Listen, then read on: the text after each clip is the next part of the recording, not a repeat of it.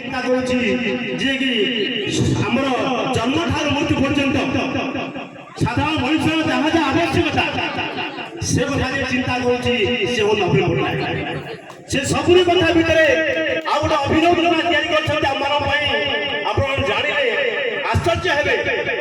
ସମସ୍ତଙ୍କର ସମସ୍ୟା ହେଉଛି ସ୍ୱାସ୍ଥ୍ୟ ସମସ୍ୟା, ମଣିଷଙ୍କର ଏତିକି କିଛିଟା ସମସ୍ୟା ଥାଏ।